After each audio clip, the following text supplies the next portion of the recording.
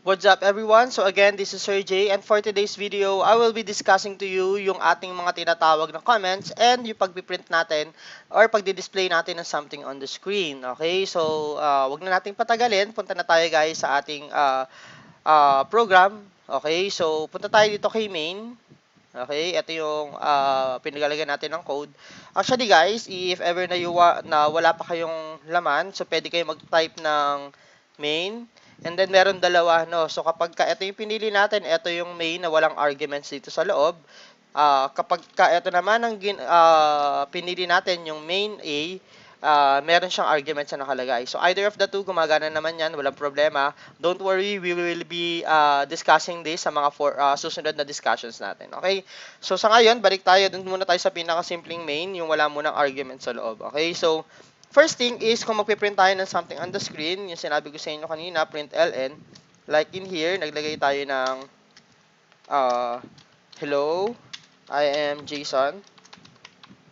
Okay, so basically, when we run this code, so alam naman natin yan, magdi-display siya ng something on the screen, hello, I am Jason. Okay, yan.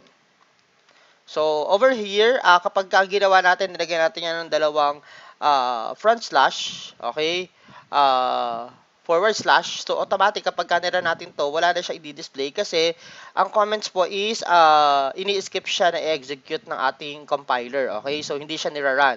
So, kapag single line, yung gusto natin lagyan ng comments, i-comment yon. So, pwede natin lagyan ng dalawang forward slash. So, paano kapag sir, example, meron pa ako nakalagay dito, var num is equals to 90. Okay, so if ever guys na mahaba yung code nyo at nakalagay dito, you can just simply create a front slash and then lagay kayo ng asterisk, automatic yan. Ayan. Lahat guys ng lalagyan niya ng lahat ng mga cover nito is pwede nyo ilagay sa comment. Ayan. So, if ever, dito sa gitna, pwede kayo mag-type ng kahit na ano. Okay? So, iyan is yung tinatawag natin na comment. So, maganda to guys. Ginagamit natin to for documentation and at the same time, syempre, mahalaga rin na like for example, nagde-debug kayo and then you want to disable muna yung part ng code na ginawa nyo. So, pwede nyo muna siyang ilagay sa comment section. Okay? So, ano pa? So, as I have said kanina, so, pag-aralan natin yung pag-display ng something on the screen. So, kay Java is meron tayong iba't ibang way kapag naglagay kayo ng print. So, most likely, maraming mga iba't ibang print ln, maraming iba't ibang klase ng print, no?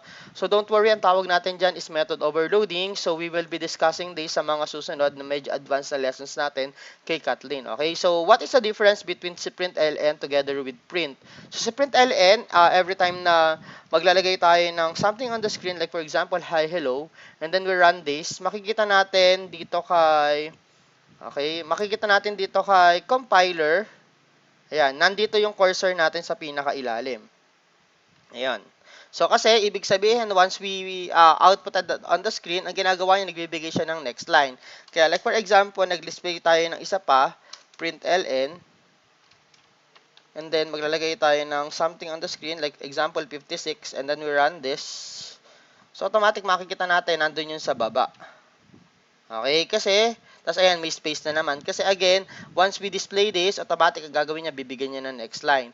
So, gamitin natin yung isa, yung print. So, makita niyo kung ano yung itsura ng output niya. So, tanggalin muna natin to. And then, let's run this. Ayan, so makikita natin wala na siyang cursor doon sa ibaba, yung cursor natin nakaduktong na sa kanya kasi si print is simpleng ipiprint niya lang yan isang diretso. Hindi siya maglalagay ng next line. Pero if ever that you want to use print tapos lalagay natin siya ng \n, okay, this automatically gave the instruction to compiler na bigyan ako ng susunod na line. So, hindi ako gumamit ng print ln, pero makikita natin na yung cursor natin nasa baba na naman. Okay, so that's print ln. So, over here, gawa natin to. So, like in here, try natin, and then combine natin, lagay natin dito sa print ln, and then lagay natin dito ng 90. So, what should be the output? Ang output niyan magkadikit. Hello, 90. Okay, kasi print niya to, dinuktong niya lang, wala naman tayong next line na binigay. So, if ever na print yung ginamit natin and you want to go to the next line, so gamitan natin ng \n. So, si \n is an instruction to the compiler na bibigay tayo ng new line. Okay, so Run natin, bababa na si 90. Okay? So, ano pa ba yung mga kailangan natin?